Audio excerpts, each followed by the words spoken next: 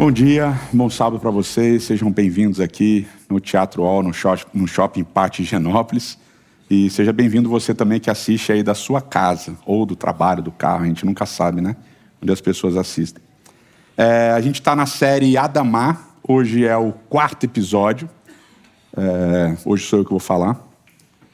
E a gente tem alguns convites importantes para fazer para vocês. O primeiro deles é o seguinte: sigam a gente nas nossas redes sociais, Instagram, YouTube, Twitter, para ficarem sempre sabendo das novidades. Podem acessar o nosso site também. E a gente tem uma novidade muito importante, que é o nosso aplicativo. Nosso aplicativo, e agora eu vou ver se eu lembro, iOS e Android. A gente tem um aplicativo para iOS e Android à disposição de vocês. É só entrar nas lojinhas virtuais lá, é de graça, obviamente. Você entra lá, faz o aplicativo, faz o cadastro, faz as paradas todas que tem que fazer lá, que eu não sei como é que funciona, mas dizem que é muito maneiro, tá? Então entrem lá, vocês vão ficar sabendo de tudo, vão poder se conectar com as pessoas, aí vocês vão poder também entender as notícias dos pequenos grupos, ou células, como alguns chamam. A gente tem vários pequenos grupos, células espalhados pela cidade de São Paulo, pelo estado de São Paulo, e em outras cidades também, fora de São Paulo. Então, vocês que estão aqui, se vocês quiserem se conectar, vão se conectar através do aplicativo, saber onde é que é, tal, entrar em contato com as pessoas.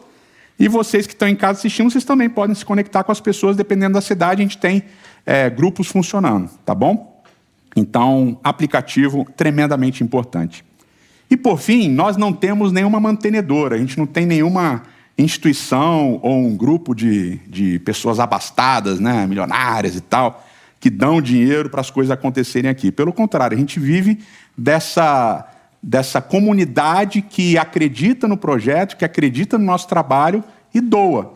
Então, se você acredita no trabalho, se você é abençoado pelo trabalho de alguma maneira e quer ajudar, quer participar, é só fazer um pix@umlugarcomunidade. Você pode encontrar essas informações também no aplicativo, no site, no Instagram e tudo, e fazer a doação e ajudar e participar, se isso de alguma maneira, se esse trabalho de alguma maneira tem abençoado você, tá bom?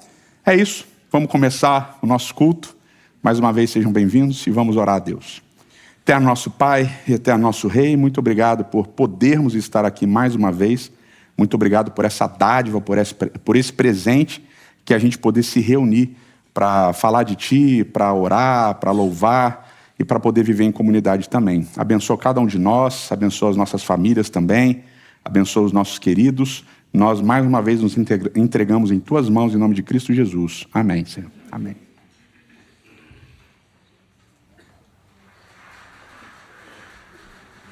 Não existe a menor possibilidade de nós dizermos que nós amamos ao nosso Deus e nós não servimos ao nosso irmão.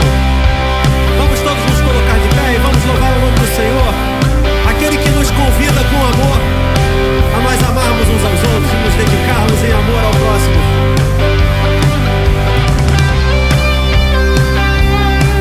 O tempo é hoje. Chegou a hora de nós amarmos uns aos outros, assim como Ele nos amou.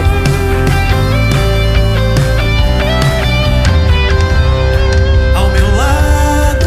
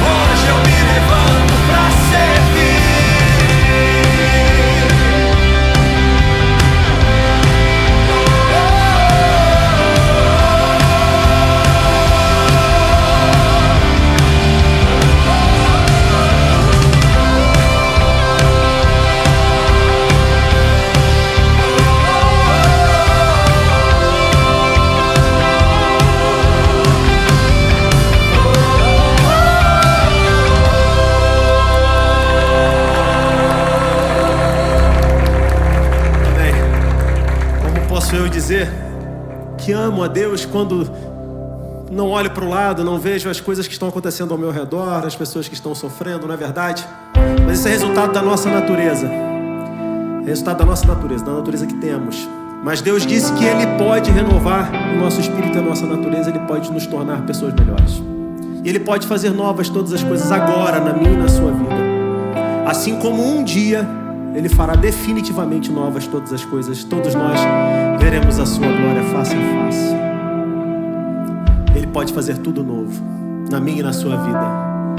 O que meus olhos não conseguem ver e minha mente não pode alcançar, eis a promessa que Ele me fez, mas ainda não cumpriu. Ele é o Deus que vê cada lágrima.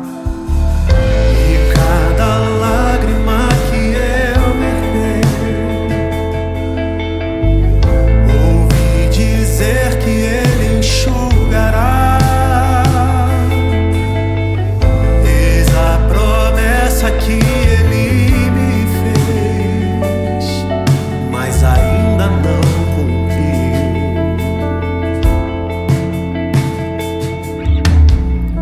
Quantas vezes me acusaram de insensatez? Às vezes penso que é loucura persistir e crer diante de tua face, diante de... rendido aos teus pés. Aos teus pés eu quero estar. E quero ter as vestes lavadas em teu sangue. A sombra do teu trono é o meu e o seu lugar. Faça tudo novo, faça tudo novo, faça tudo novo. Ele pode fazer novo. Faça tudo novo, faça tudo novo, faça tudo novo.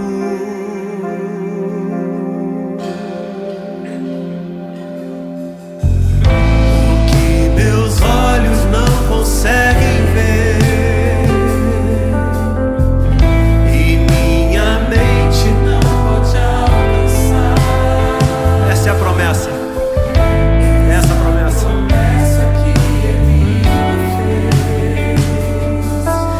Ainda não cumpriu.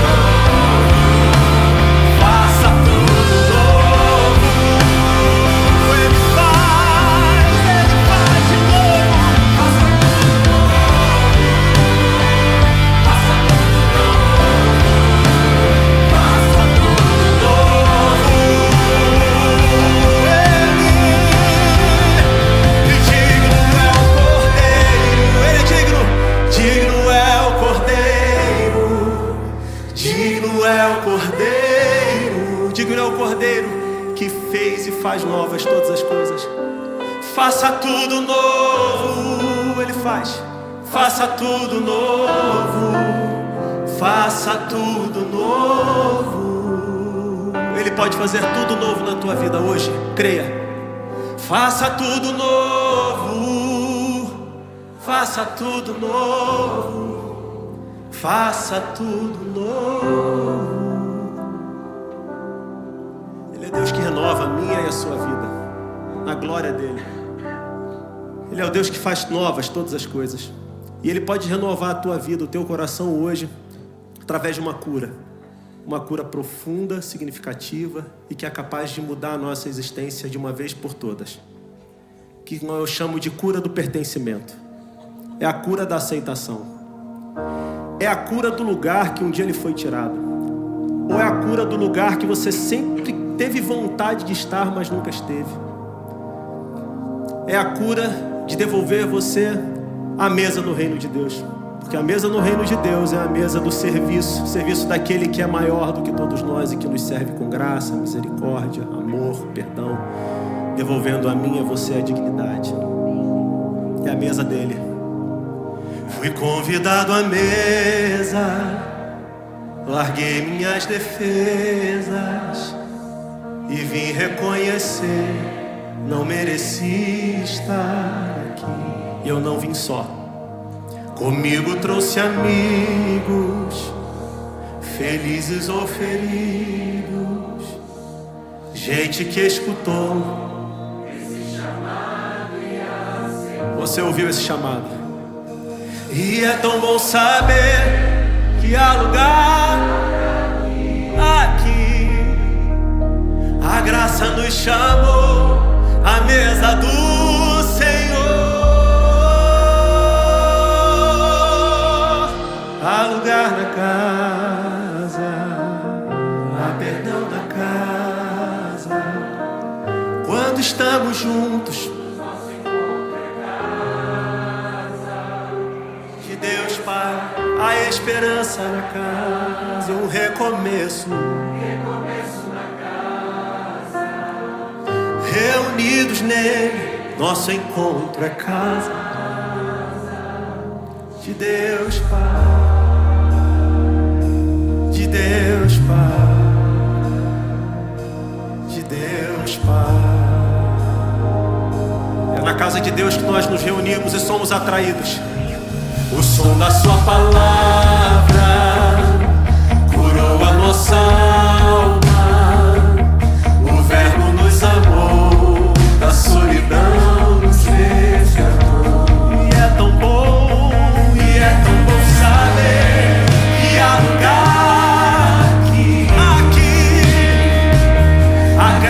Chamou a mesa do Senhor, há lugar na casa, há perdão na casa. Quando estamos juntos, nosso encontro é casa. De Deus Pai, a esperança na casa, recomeço na casa. Nele, nosso encontro é casa. De Deus Pai, há lugar, há perdão na casa. Quando estamos juntos, nosso encontro é casa. De Deus Pai, há esperança na casa. Recomeço na casa.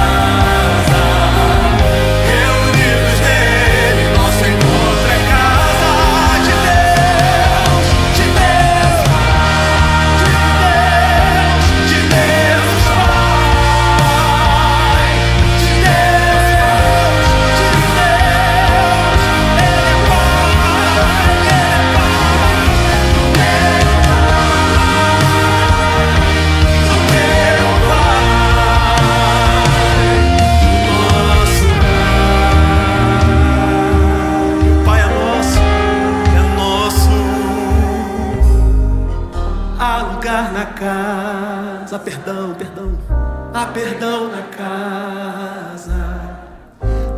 estamos juntos, nosso encontro é casa de Deus, Pai, a esperança na casa. É o lugar do recomeço. Recomeço na casa, reunidos nele, nosso encontro é casa de Deus, Pai, de Deus, Pai, de Deus, Pai. O Pai é meu, é seu, o Pai é nosso, é o nosso Pai. Do meu Pai,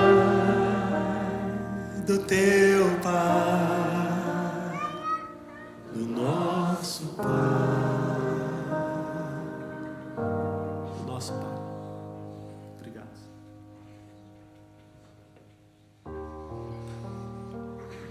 Eterno nosso Pai e nosso Rei, muito obrigado porque a casa é tua. Muito obrigado porque na tua casa é o teu amor, é a tua graça, é a tua misericórdia que permitem a entrada de toda e qualquer pessoa. Muito obrigado porque na tua casa não somos nós que decidimos quem entra e quem sai. Por isso, Senhor, que o teu amor, que a tua graça e que a tua misericórdia em algum momento nos alcançaram, façam morada em nós. E que possamos, como o Senhor na tua casa, aqui também recebermos e acolhermos a todas as pessoas. Te pedimos isso, te agradecemos nos méritos de Jesus Cristo. Amém, Senhor. Amém.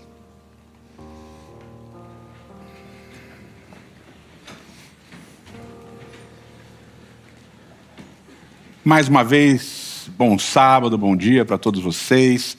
Sejam bem-vindos aqui no Teatro All, no Shopping Pátio Higienópolis. É uma alegria receber todos vocês aqui e receber você aí também na sua casa, ou no seu carro, ou no seu ônibus. No seu não, né? No ônibus. Eu acho que não é seu, mas enfim. É um prazer receber você em qualquer lugar que você esteja nos assistindo, em qualquer horário do dia, da noite, da madrugada também. A gente está na série Adamar, tentando construir a ideia de uma teologia da natureza, tentando colocar, a partir da Bíblia, novos olhos, um novo entendimento para questões que são extremamente importantes nos momentos que a gente vive. Quando a gente tem tantos desastres socioambientais acontecendo. E, inclusive, a gente vive um mês de julho atípico, com calor, com frio. E o frio tá aí, né? Hoje eu tô até de blazer. Friozinho, pega até os gordinhos, né? Mas a gente tem a oportunidade de ter um blazer, de ter um casaco, de ter um cobertor. E a gente queria aproveitar para pedir que, se você pode, contribua com o Instituto Sementes para que as pessoas que não têm acesso a um casaco, a um cobertor quentinho, que elas possam ter. E assim, pelo menos, ter um pouquinho de conforto. E, além do conforto, poder sobreviver também ao frio que, às vezes, atinge aí a nossa cidade. Esse ano um pouquinho menos, mas tá frio. Então, se você puder ajudar, Instituto Sementes, tá bom? Entra no site, sei lá, procura as pessoas, pergunta aí na internet, no YouTube, Instagram e tal, para você receber as informações, tá certo? Bom, a gente está construindo essa teologia da natureza seguindo uma lógica. A gente teve uma introdução, depois a gente falou um pouquinho sobre a natureza, a terra no Pentateuco, depois falamos um pouquinho da natureza da terra nos profetas. Obviamente que não dá para a gente esgotar todas as coisas, mas hoje a gente vai falar um pouquinho da natureza da terra nos livros poéticos ou nos escritos, tá? A gente vai tentar entender algumas coisas, né? É muito interessante quando você fala no livro dos Salmos, por exemplo. Os Salmos é um livro querido por todo mundo, eles são constantemente lidos por nós. E também aproveito para convidar você para assistir as nossas reflexões de Salmos todos os dias, às 5h50 da manhã. Então você acorda ali, coloca nos Salmos para refletir. Mas os Salmos, eles têm uma constante de convidar os seres a louvarem a Deus, a adorarem a Deus, a confiarem em Deus. Isso se repete muitas vezes ao longo de todo o livro dos Salmos. E uma coisa curiosa é que não são só os seres humanos que são convidados a adorar, a louvar e a confiar em Deus, a natureza também. E é interessante notar esse tema recorrente, porque os mesmos verbos que são usados para convidar os seres humanos a adorarem, a louvarem, a confiarem, também são os verbos usados para falar da natureza, louvando, adorando, confiando, assim por diante. Então, os salmistas, eles não fazem distinção entre os verbos que eles vão usar para falar dos seres humanos e para falar da natureza. Eles vão colocar tudo no mesmo saco. Então, basicamente, não interessa se você é um ser humano ou se você é um ser, porque os salmistas vão dizer que toda a criação precisa louvar, precisa adorar o nosso Deus. E esse é um tema recorrente. E esse é um tema que aparece, por exemplo, no Salmo 19, que é um salmo muito bonito, muito interessante. Ele traz algumas questões curiosas, como a gente vai ver ao longo aqui do nosso sermão. No Salmo 19, ele começa falando da criação, começa falando dos céus, depois ele vai falar do sol e depois ele vai falar da lei. Então o Salmo 19 ele tem uma estrutura. Do verso 1 até o verso 6, ele fala da adoração da natureza, e do verso 7 até o 14, ele fala da lei. Tá? E ele mistura esses dois temas de uma maneira interessante, curiosa. Então, quando a gente abre o Salmo 19, se você estiver aí, eu fiz uma tradução aqui dos primeiros 4 versos, que eu achei que ficou muito bonita. Né? Eu gosto das minhas traduções. Se eu não gostar, ninguém vai gostar, então eu gosto das minhas. Então diz assim: os céus escrevem a glória de Deus e as obras de suas mãos são desenhadas pelo firmamento. Um dia para outro dia derrama discurso. Uma noite para outra noite pronuncia conhecimento. Não há discurso, não há palavras, sua voz não é ouvida. Por toda a terra se espalha sua voz, até o confim do mundo suas palavras. Quando a gente lê esses primeiros 4 versos, a gente nota que tem uma tensão muito clara. Né? Então os céus declaram, os céus falam, o firmamento desenha, e aí diz que um dia derrama discurso para outro dia, que a noite fala, né, tem palavras para outra noite, mas que ninguém ouve, não tem voz. E aí de repente diz que essa voz se espalha até os confins. Então a voz se espalha até os confins, mas não tem voz, a gente não escuta. E a gente percebe aqui que tem essa tensão, ela é interessante porque ela traz uma ideia. E uma ideia que muitas vezes passa batido por nós. A ideia é basicamente a seguinte: a gente não escuta o que a natureza fala. A gente não escuta o discurso do dia, o discurso da noite, mas eles falam. A voz deles é ouvida por eles mesmos. Então o dia fala para o dia, a noite fala para a noite, os céus declaram tal. A gente não escuta, mas eles estão testemunhando entre eles. Essa é uma possibilidade interessante. Tem uma curiosidade também na construção desse discurso, do salmista aqui no Salmo 19, porque essa curiosidade é o uso das palavras e dos verbos relacionados à natureza e depois relacionados à lei. Então, como eu falei, do verso 1 até o verso 6, ele vai falar da natureza, do sol e tal. E todos os verbos que ele vai usar aqui, as palavras que ele vai usar, são usadas em outros momentos do Antigo Testamento para falar da lei. As palavras da lei, o discurso da lei, como a lei é ensinada e assim por diante e tal. E quando ele vai falar da lei, do verso 7 até o verso 14, ele usa palavras que aparecem em outros momentos relacionadas à natureza e ao sol. Então ele vai falar que a lei brilha, que a lei renova a vida e assim por diante. Então ele vai usar, vai fazer essa troca, vamos dizer assim. Ao falar da natureza, usa verbos e palavras relacionadas à lei, e ao falar da lei, usa verbos e palavras relacionadas à natureza. Então ele faz esse balanço no texto que é extremamente interessante. Pelo menos eu acho. E tem uma outra curiosidade aqui. Quando a gente lê o Salmo 19, a partir do verso 5, né, do verso finalzinho do verso 4 e até o verso 6, a gente vê ele falando do sol. Então diz assim: nos céus ele armou uma tenda para o sol, que é como um noivo que sai do seu aposento e se lança em sua carreira com a alegria de um herói. Sai de uma extremidade dos céus até a outra extremidade. Nada escapa ao seu calor.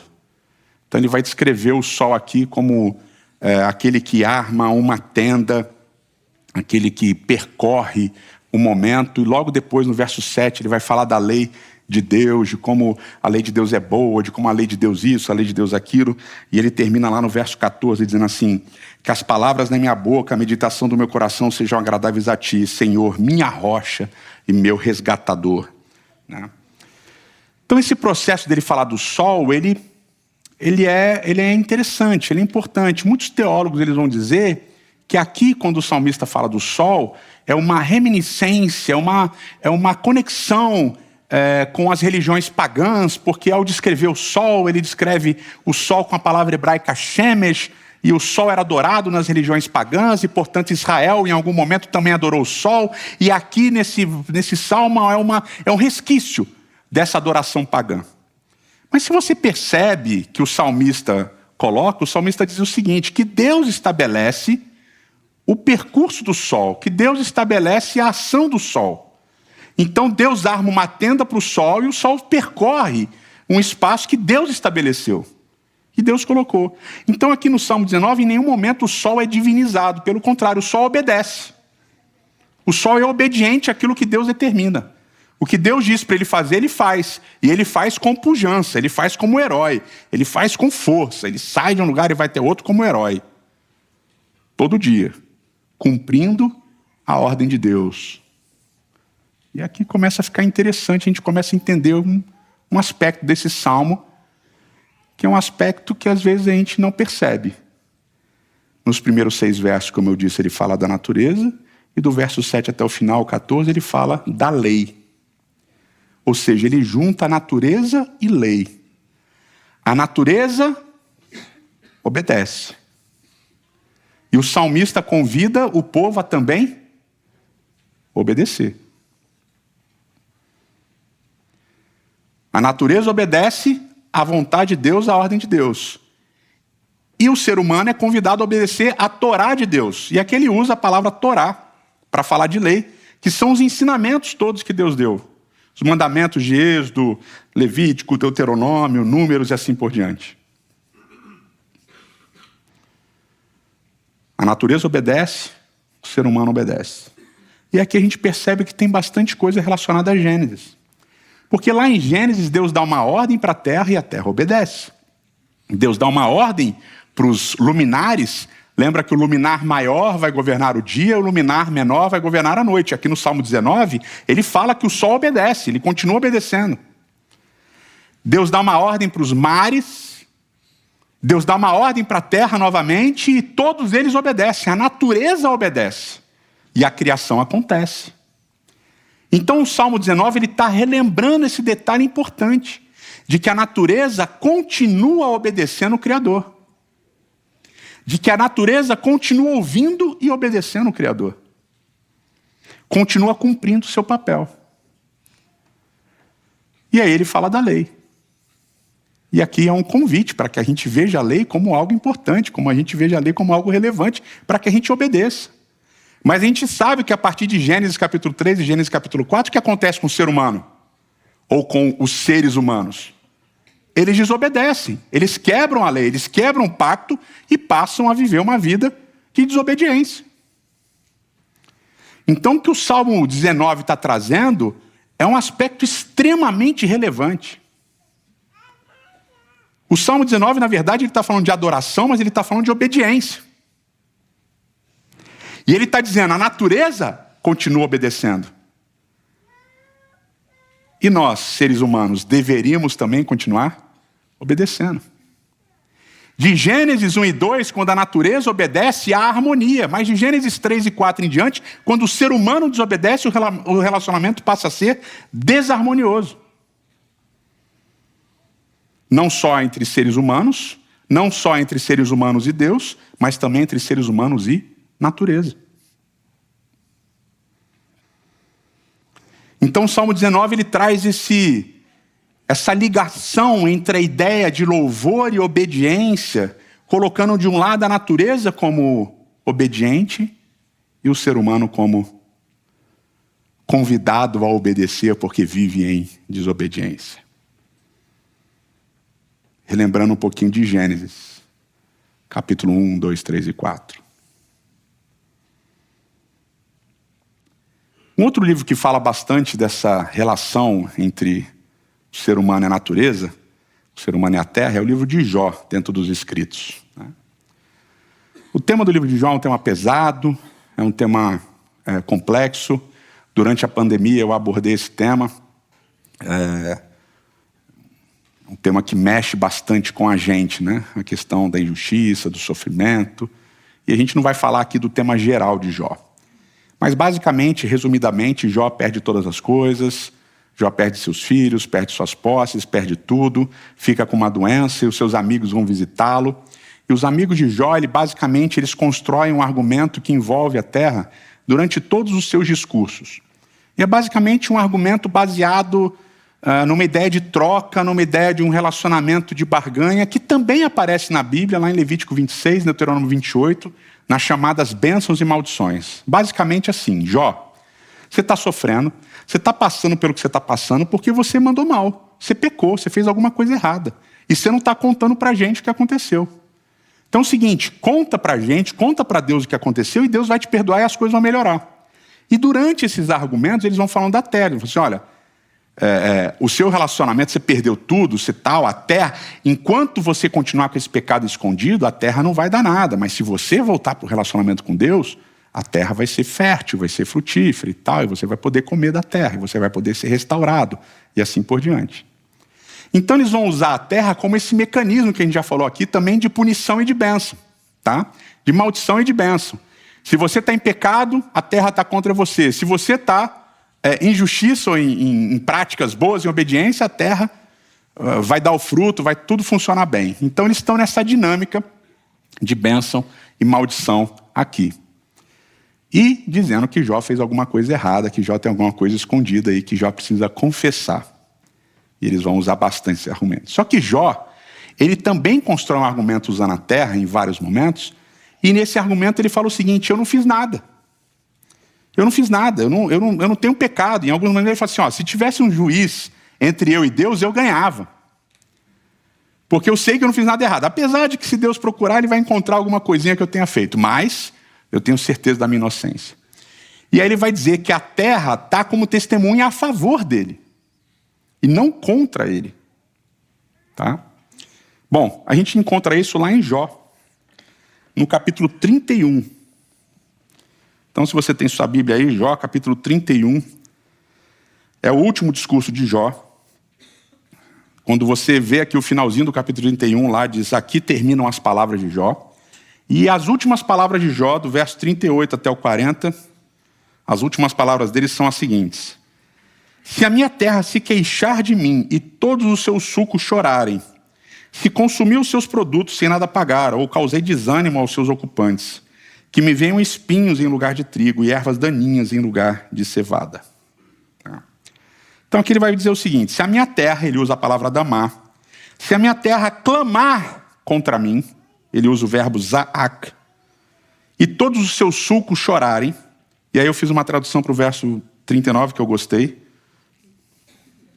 diz assim: se sua força eu comi sem pagar, e aqui ele usa a palavra corrar para falar de força, e a vida dos seus donos eu fiz expirar, e aqui para expirar ele usa a palavra, o verbo nafar, que venham espinhos em lugar de trigo e ervas daninhas em lugar de cevada. Por que é interessante aqui? Nesses poucos versos, Jó ele faz uma série de relações com Gênesis 2 a 4. Relações muito fortes, linguísticas. Tá? E por que essa tradução que eu fiz aqui do verso 39 é importante? Porque ele usa o verbo corrar, e ele usa esse verbo, e esse verbo só aparece dessa maneira em 2 textos do Antigo Testamento. Gênesis capítulo 4, na história de Caim e Abel, e Jó capítulo 31, que a gente acabou de ler. Lá em Gênesis 4, quando Caim mata Abel, o que acontece? A terra, o sangue clama da terra, e a terra testemunha contra Caim, e Deus pune Caim através da terra, dizendo que a terra não vai dar a sua força. A terra vai perder a sua força. E aqui Jó resgata essa ideia. Então, se a força da terra eu usei sem pagar, eu errei. Então, eu estou errado. Que brotem espinhos e tal. Além de Korah, ele usa, por exemplo, juntos, né? Que ele usa a palavra Adamá para falar de terra.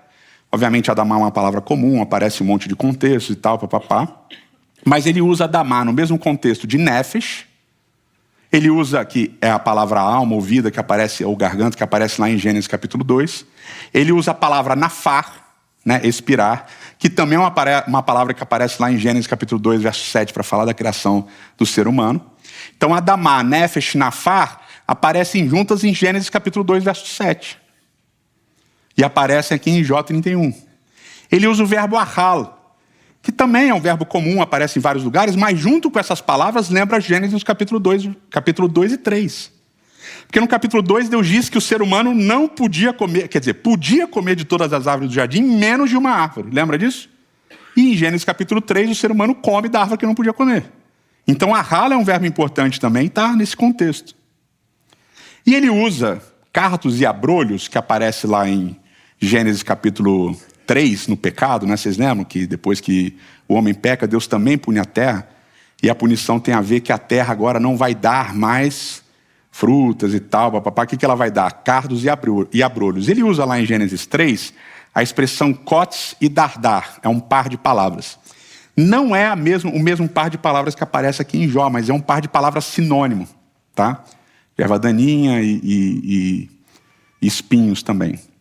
Ele constrói uma relação linguística aqui em Jó muito semelhante ao que acontece em Gênesis capítulo 2 a 4.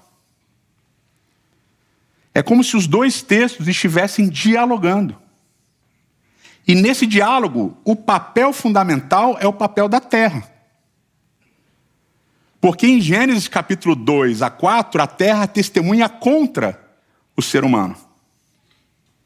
E é usada para punir o ser humano. E aqui, em Jó capítulo 31, Jó está falando para a terra, né, falando para Deus e para a terra, dizendo o seguinte: olha, se eu errei, que a terra me puna. Se eu errei, que a terra me puna.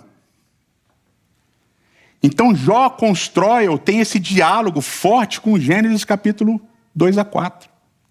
E a terra participa do processo de Gênesis 2 a 4, e aqui em Jó 31 da mesma maneira. Como? Testemunha. Elemento de juízo. O que acontece em Gênesis 2 a 4 acontece em Jó também. E aí tem mais um texto de Jó que eu acho muito bonito. Jó capítulo 16. Você tem sua Bíblia aí? Jó capítulo 16. Verso 18 e 19. E vamos ler até o 21, que é bonito. Ó terra, não cubra o meu sangue, não haja lugar de repouso para o meu clamor. Onde é que vocês lembram de aparecer essa ideia do sangue clamar da terra? Gênesis 2:4, né? Lá o sangue de Abel, o justo, clama da terra. Mas ele está coberto pela terra. E aqui o que Jó diz? Não cubra o meu sangue e que não haja lugar de repouso para o meu clamor. Ou seja, clame. Clame a meu favor. Clame a meu favor. Para quem você vai clamar? Verso 19. Saibam que agora mesmo a minha testemunha está nos céus, nas alturas está o meu advogado, o meu intercessor é meu amigo. Quando diante de Deus correm lágrimas dos meus olhos, ele defende a causa do ser humano perante Deus, como quem defende a causa de um amigo. Então, terra, fale para o meu advogado, fale para o meu intercessor a meu favor. Mostre que o meu sangue é justo e está clamando. Que não haja repouso para esse clamor, para esse testemunho que você vai dar a meu favor. E para quem você vai testemunhar a meu favor? Para o meu advogado, que é meu amigo, que é o meu redentor, que é a minha rocha. Discurso construído aqui em Jó, no capítulo 16, no 31 e vários outros capítulos vocês podem perceber. É esse discurso da atuação da terra e da natureza como uma testemunha contra ou a nosso favor. Como seres que continuam obedientes enquanto nós desobedecemos. E aqui é extremamente relevante a gente entender que há um raciocínio que ele é construído de Gênesis em diante. Gênesis 1 a 4 em diante. E esse raciocínio, apesar de pequenas e leves variações aqui e acolá, ele se mantém. De que há vida, de que são seres, de que a terra é testemunha, de que a terra fala, de que a terra obedece, de que a terra se coloca como aquela que denuncia a nossa violência, a nossa opressão, que também testemunha a nosso favor. É por isso que é importante a gente voltar e sempre reler esse texto, sempre reler esse texto, sempre entender esse texto com um novo olhar, com uma nova dinâmica. Gênesis capítulo 2, verso 7. Então o Senhor Deus formou o homem do pó da terra e soprou nas suas narinas fôlego de vida, e o homem se tornou alma vivente. Nós somos barro, nós somos pó, nós somos terra. Interessante também porque no livro de Jó, barro e pó aparecem o tempo todo em paralelo. Nós somos terra. E eu vou repetir isso, isso é extremamente importante que você entenda. Extremamente importante que a gente entenda como humanidade. A nossa existência, a nossa vida, o nosso futuro estão diretamente conectados com o futuro e com a existência da Terra. Há uma interconexão indivisível entre nós e a Terra. E é uma coisa que a gente tem que lembrar, eu vou falar isso agora, eu vou pincelar isso agora, porque a gente vai voltar nisso depois, na semana que vem e na outra. De que a gente muitas vezes pensa no porvir. A gente vai para o céu. Né? Já ouviram isso daí, né? Tem umas musiquinhas que falam, vamos para o céu, tal, tal.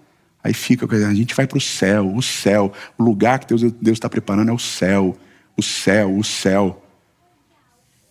Mas você precisa lembrar de um negócio muito importante que aparece lá em Zacarias, em vários outros profetas, mas em Zacarias, e também aparece em Apocalipse. É uma cidade, a Nova Jerusalém, a noiva, mas ela desce aonde? Na terra, no Monte das Oliveiras, meu amigo. E a terra é restaurada. A gente não vai viver no céu, a gente vai viver na terra, restaurada. Restaurada por quê? Porque a gente destruiu. A gente destruiu, a gente foi opressor, violento. O nosso sangue, ou o sangue que a gente derramou, você imagina, isso é uma coisa que a gente não para pensar.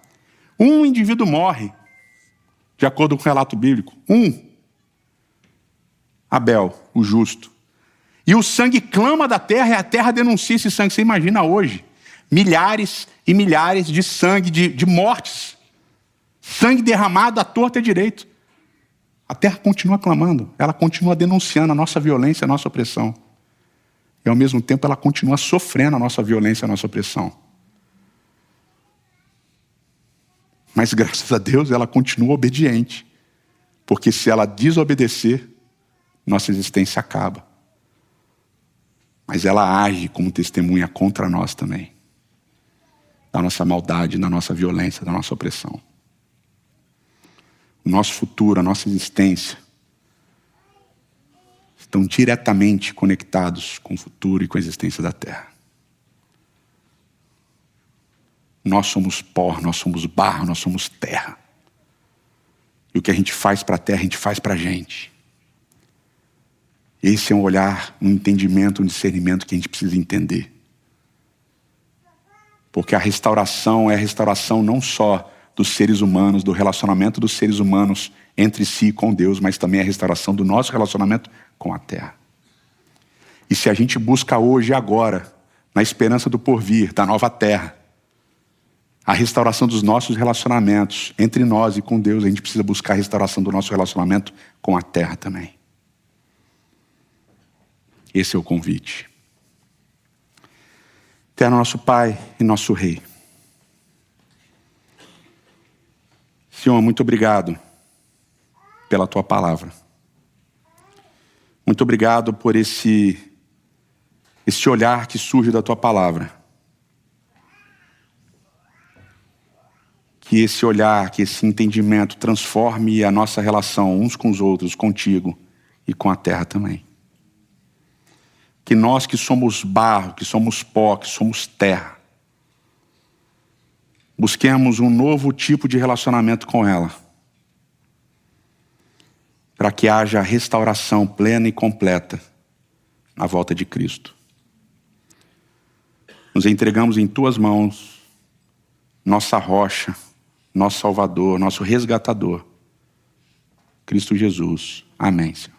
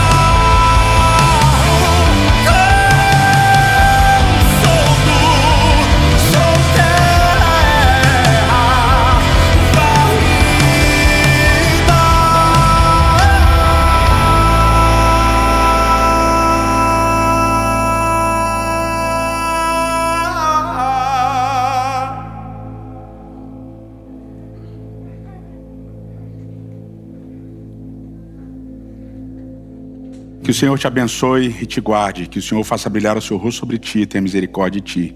Que o Senhor sobre ti levante seu rosto e te dê a paz. Obrigado, bom sábado, boa semana. E é isso, valeu.